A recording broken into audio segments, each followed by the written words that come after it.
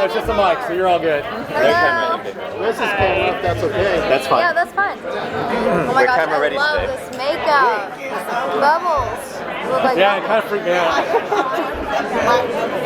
I love It's it. a bit freaky. Close your eye. Wow. All right, well, I'll start with the first question. Penny, you were 100% pretty much good on the Orville, but I remember you from 24 where you were 100% bad, and every time I watch, I'm like, where's the reversal where you turn bad and like kill everybody? So how does that preparation for that role, where you're just such a juicy villain, change from this role where you're just a really awesome person? It all starts from the same place, and that is just playing the reality, what's real, what's there.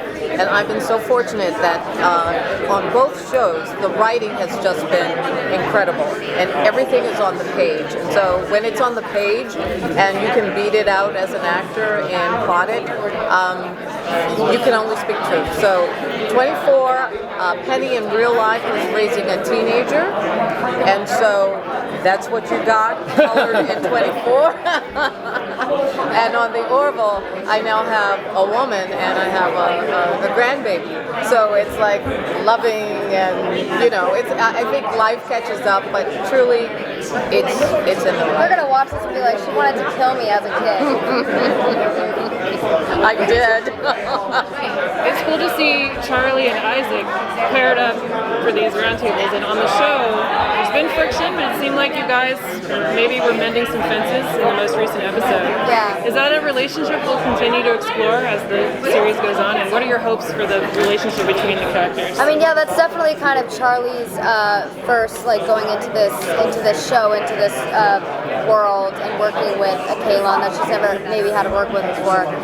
She definitely is going into it with a very hard heart, and I think that her journey is very much tied in with Isaac, and just the Orville in general, seeing how everyone is very accepting the Topa storyline, everybody on this ship, and how Ed kind of runs his crew is very accepting, and there's a lot of things that she learns along the way that I think kind of turn her head and make her think second about how she accepts Isaac.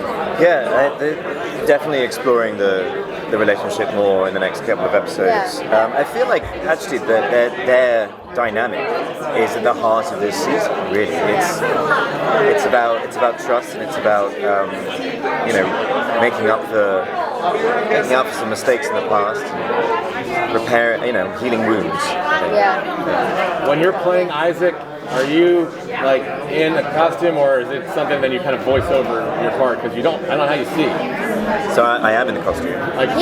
These lines that this guy says are insanity, just by the way. I think it's just crazy Jargon how much is one word for it. Like a lot of sci-fi jargon. Yeah. I mean, can you see from there, or are they just kind of like saying, "Stay here, don't hit anybody"? No, I can see. Sometimes it malfunctions though, and you can't see, can't hear. There's some difficulties that always works. with the costumes sometimes. Anyway, suits, fun. the lights often go. That's the problem. When you think of Seth MacFarlane, you think of comedy, and you guys do such a good job with comedy and the drama. So what do you guys do emotionally to prepare for that, and how do you balance that? I'd say again, it's playing the truth in the script, because you can't play comedy. You just have to play the truth of the situation, and if the script is funny, then it'll come out. I think genius actually when I think Seth MacFarlane. I never think funny or that, because if I think funny, I'm going to think of something that he did before, and he knows there was something that he did before that I went, oh, you should never have done that one. So I do think genius, because he has the ability to really put it out there.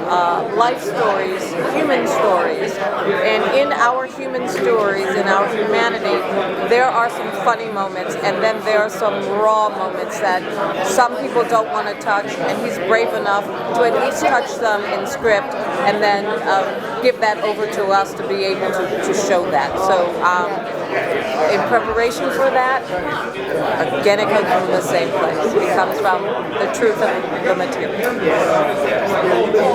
Last question, or are we good? I have a question.